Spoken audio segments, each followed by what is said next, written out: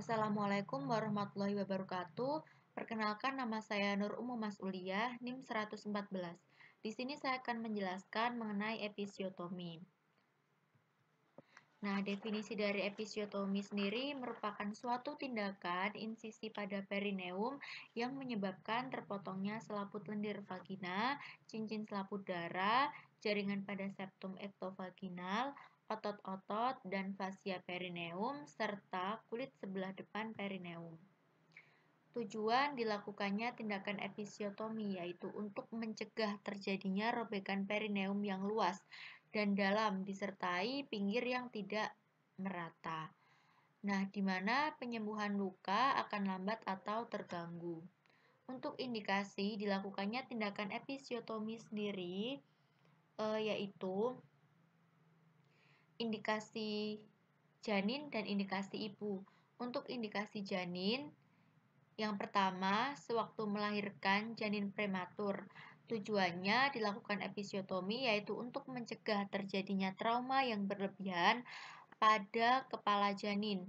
Kemudian dilakukan episiotomi janin pada janin ini juga dilakukan sewaktu melahirkan janin yang letaknya sungsang. Kemudian melahirkan janin dengan 6 dan ekstraksi vakum serta janin yang besar.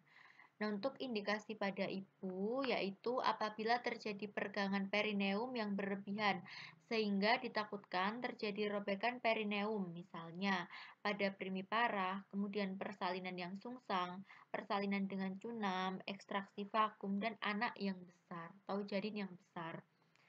Nah, episiotomi ini tidak selalu dilakukan secara rutin. Sebelum dilakukan episiotomi, maka dilakukan anestesi infiltrasi, yang mana langkah-langkahnya yaitu meliputi yang pertama, siapkan spet 10 cc atau 10 ml dengan lidokain 0,5%.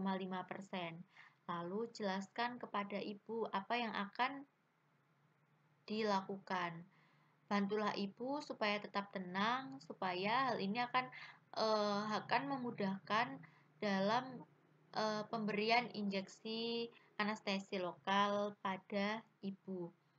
Lalu tempatkan 2 jari di antara kepala janin dan perineum ibu.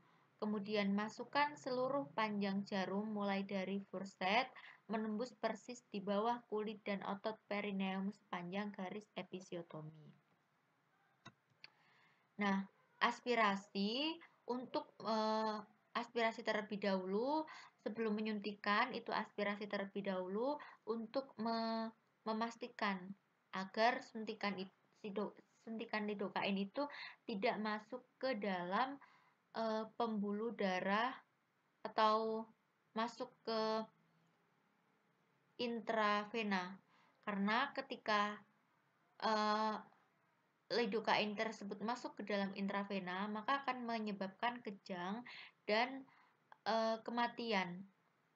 Kemudian suntikan pada garis tengah dan suntikan pada sisi dari garis tengah. Nah, untuk suntikan pada garis tengah ini, suntikan secara merata sambil menarik jarumnya keluar. Kemudian, suntikan pada sisi dari garis tengah, itu miringkan arah tusukan jarum ke sisi lain dari garis tengah saat kita menganestesi yang menggunakan suntikan garis tengah. Nah, setelah itu miringkan arah tusukan jarum ke sisi yang lain dari garis tengah. Sebelum menyuntik, ulang aspirasi untuk meyakinkan suntikan, untuk benar-benar meyakinkan suntikan, lidokain itu tidak masuk ke dalam pembuluh darah. Karena apa? Karena jika suntikan lidokain tersebut masuk ke dalam pembuluh darah atau intravaskuler, maka akan menyebabkan kejang sampai kematian. Lalu ulang pada sisi lain dari tengahnya, kemudian suntikan ke bagian belakang dari dinding belakang vagina. Lindungi kepala bayi dengan meletakkan jari-jari di antara kepala bayi dan jarum. Tunggu 2 menit setelah suntikan sampai lidokainya bekerja agar anestesi lokal bekerja. Obat anestesi lokal bekerja. Lalu persiapan episiotomi. Episiotomi ini dilakukan bila perineum telah tipis atau kepala bayi tampak sekitar 3-4 cm. Episiotomi menyebabkan perdarahan sehingga tidak boleh dilakukan terlalu dini. Letakkan 2 jari di antara kepala bayi dan perineum dengan menggunakan sarung tangan steril. Gunakan gunting dan buat sayatan 3-4 cm mediolateral. Jaga perineum dengan tangan pada saat kepala bayi lahir agar insisi tidak meluas. Untuk macam-macam dari teknik episiotomi, yaitu ada 3 teknik, yaitu episiotomi medialis, episiotomi mediolateral, dan episiotomi lateralis. Untuk episiotomi medialis, nah insisi, jadi pada episiotomi medialis itu insisi dimulai dari ujung terbawah introitus vagina sampai batas-batas otot sphincter ani, lurus ke bawah. Ini insisi ini dilakukan setelah pemberian anestesi. Jadi caranya yang pertama yaitu suntikan anestesi lokal, lidocain 0,5% 10 cc terlebih dahulu sampai anestesi bekerja, baru lakukan insisi. Yang mana insisi ini dilakukan dengan menggunakan gunting yang tajam. Dimulai dari bagian terbawah dari introitus vagina menuju ke bawah sampai anus, sampai ke batas-batas otot sphincter ani, tetapi tidak sampai memotong pinggir atau atas dari sphincter ani hingga kepala dapat dilahirkan. Bila kepala masih belum juga dapat dilahirkan, maka dapat disambung ke arah lateral, sehingga menjadi episiotomi mediolateral. Nah, untuk menjahit luka episiotomi medialis ini, mula-mula otot perineum kanan dan kiri itu didekatkan, kemudian dilakukan penjahitan dengan beberapa jahitan. Nah, terakhir kulit perineum juga dijahit dengan 4 atau 5 jahitan.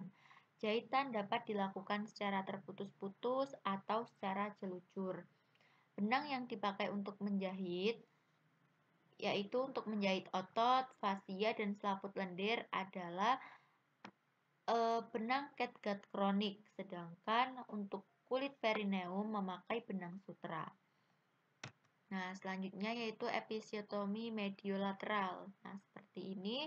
Jadi, insisi dimulai dari bagian belakang introitus vagina menuju ke arah belakang dan samping kanan maupun kiri. Insisi di kira-kira sekitar 4 cm. Tergantung dengan si penolongnya. Biasanya melakukan yang berapa senti, seperti itu. Nah, untuk teknik menjahit luka pada episiotomi mediolateral ini sebenarnya hampir sama dengan teknik menjahit episiotomi medialis. Jadi, penjahitan dilakukan sedemikian rupa, didekatkan, kemudian dijahit sampai beberapa jahitan, lalu dilakukan jahitannya secara jelucur atau terputus-putus dengan untuk penjahitan otot, fasia, dan selaput lendirnya itu dengan menggunakan benang catgut kronik. Lalu untuk kulitnya itu menggunakan benang sutra untuk kulit perineum. Pokoknya nanti hasil akhirnya harus simetris. Lalu selanjutnya yaitu episiotomi lateral. Episiotomi lateralis ini insisinya dilakukan ke arah lateral, mulai dari kira-kira pada jam 3 atau pada jam 3 atau pada jam 9. Untuk teknik penjahitannya sama seperti episiotomi media dan mediolateralis. Kemudian si episiotomi lateralis ini sudah jarang sekali digunakan bahkan sudah tidak digunakan lagi dikarenakan banyak menimbulkan komplikasi. Luka insisi dapat melebar ke arah di mana terdapat pembuluh darah pudendal internal sehingga dapat menimbulkan pendarahan yang banyak. Selain itu, jaringan parut juga dapat jaringan parut yang terjadi juga dapat menimbulkan rasa nyeri yang mengganggu penderita. Sekian yang dapat saya sampaikan, kurang lebihnya saya mohon maaf yang sebesar-besarnya apabila masih banyak kekurangan. Wassalamualaikum warahmatullahi wabarakatuh.